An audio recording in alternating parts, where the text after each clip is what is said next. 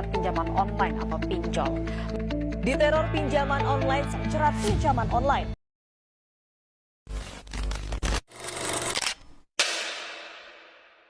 Assalamualaikum warahmatullahi wabarakatuh. Perkenalkan, nama saya Muhammad Nasrul Iman.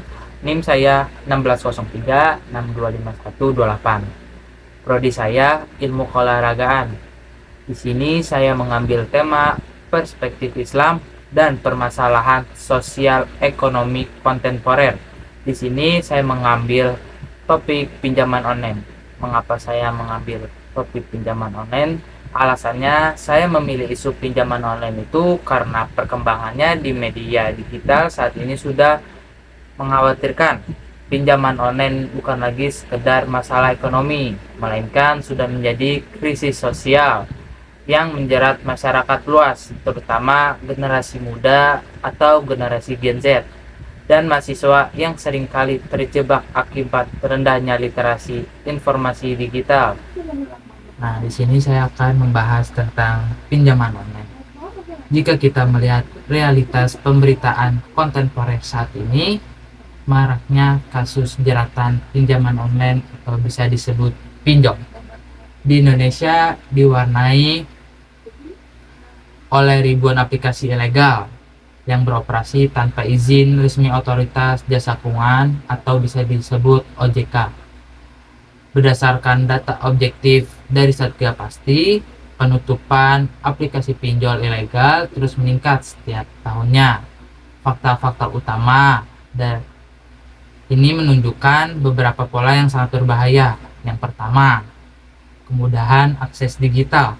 Hanya dengan modal KTP dan smartphone, dana bisa cair dalam hitungan menit tanpa anggunan. Kemudahan ini menjebak psikologis masyarakat yang sedang terdesak. Yang kedua, pelanggaran privasi data. Aplikasi pinjol ilegal secara sepihak menyedot data kontak, galeri foto, hingga riwayat pesan di ponsel korban saat aplikasi diinstal. Yang ketiga, suku bunga eksponensial. Penerapan bunga dan denda harian sangat tinggi, transparan, dan berlipat ganda sehingga membuat utang pokok sekecil apapun menjadi mustahil untuk dilunasi dengan cepat. Dan di sini pandangan pribadi saya terhadap isu pinjaman online adalah bahwa kehadiran inovasi finansial di media digital ibarat pisau bermata dua. Kenapa bisa ibarat pisau bermata dua? Dampak positifnya, jika diakses melalui platform legal yang berizin OJK, teknologi ini membantu inklusi keuangan bagi masyarakat yang tidak terjangkau bank konvensional untuk modal usaha mikro yang produktif. Yang kedua, dampak negatifnya. Ketika literasi digital masyarakat rendah, mereka akan mudah tergiur oleh iklan pinjol ilegal. Dampaknya sangat destruktif secara finansial. Korban terjebak dalam siklus gali lubang tutup lubang. Secara psikososial, metode penagihan yang menggunakan ancaman, intimidasi, hingga penyebaran foto pribadi ke seluruh kontak HP telah menghancurkan martabat sosial korban, menyebabkan stres berat, trauma mental, bahkan hingga memicu kasus bunuh diri. Isu ini sangat penting dibahas agar kita sebagai masyarakat Indonesia tidak hanya menjadi konsumen teknologi, tetapi juga memiliki daya kritis untuk memetakan mana kemudahan digital, mana yang sehat, dan mana yang merupakan bentuk pemerasan berkedok teknologi. Teman-teman, kamu mau tahu nggak bagaimana Islam memandang persoalan pinjaman online ini? Yuk kita simak dalam perspektif Islam, praktik pinjaman online yang menerapkan bunga berlipat ganda dan denda yang menjebak secara tegas dikategorikan sebagai riba, yang hukumnya haram. Allah Subhanahu wa Ta'ala berfirman dalam Al-Quran, surat Al-Baqarah ayat 278. Bismillahirrahmanirrahim. يا أيها الذين آمنوا اتقوا الله وذروا ما بقي من الربا إن كنتم مؤمنين. Wahai orang-orang beriman, bertakwalah kepada Allah dan tinggalkan sisa riba jika kamu orang-orang mukmin. Surat Al-Imran ayat 130. Bismillahirrahmanirrahim.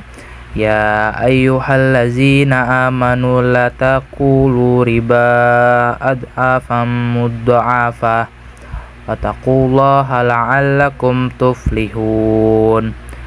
Wahai orang-orang yang beriman, janganlah kamu memakan riba dengan berlipat ganda, dan bertakwalah kepada Allah agar kamu beruntung. Shadaqallahul azim. Di sini ada nilai-nilai Islam memberikan solusi konkret atas isu ini melalui 3 pilar utama. Yang pertama, gaya hidup qanaah, mendidik diri untuk merasa cukup atas rezeki yang ada dan menjauhkan diri dari sifat konsumtif atau memaksakan gaya hidup di luar kemampuan. Yang kedua, Qardul Hasan atau pinjaman kebajikan.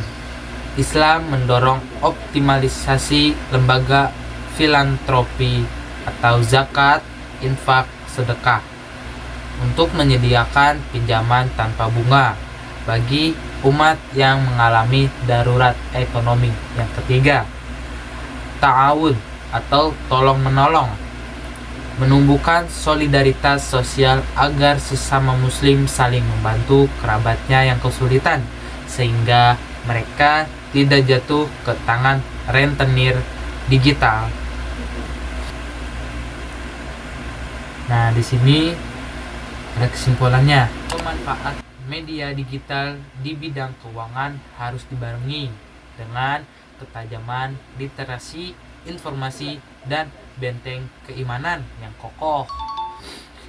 Pesan moral dari fenomena ini adalah jangan pernah mengabaikan ketenangan hidup, nama baik dan berkah dunia akhirat demi kesenangan konsumtif yang semu. Rekomendasi praktis yang dapat kita terapkan adalah selalu memegang prinsip 2L.